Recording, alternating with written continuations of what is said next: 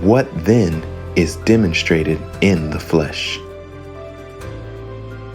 To whom God would make known what is the riches of the glory of this mystery among the Gentiles, which is Christ in you, the hope of glory. As this change takes place in your mind, you'll begin to demonstrate the character of God in your life in spite of your sinful human nature. Great is the mystery of godliness indeed. Think of the billions of people who've experienced this change in their lives throughout Earth's history.